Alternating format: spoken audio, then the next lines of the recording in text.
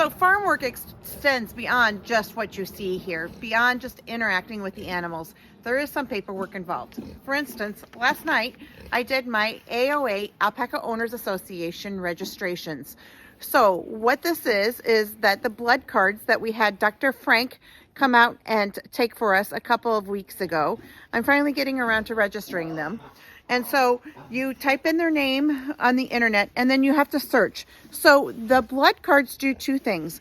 First, it allows them to search the registry for previous blood to make sure that who I say are the sire and the dam, so the mom and the dad, to make sure that I'm really telling the truth, okay? And to verify that information. So I type in who I believe is the sire, the dad, and the dam, the mom. And then I go from there, and they're checked. Over here we have folklore being a little bit of a nuisance. And so we have, so they check those. I'm going to register all of these to my account, and I have to put the day that the blood was drawn. So the other thing that's important to note about this is that I'm not just registering them, I'm actually doing BVDV. So BVDV is bovine viral diarrhea virus. So this is a virus, obviously it started with the bovines, with the cows. And so what happens with this is that it causes diarrhea, as the name states, but it can also cause a large range of other symptoms, and it can be devastating for a farm, as it can spread very easily. So you test once, and then what happens after you test is that is proven that that animal does not have that virus. So that animal can't get that BVDV. So the testing that this card does is for the actual registry itself and then for the BVDV. Now, this is not inconsequential in terms of cost. So the cost of the registration is $60 and the cost of the BVDV is $30.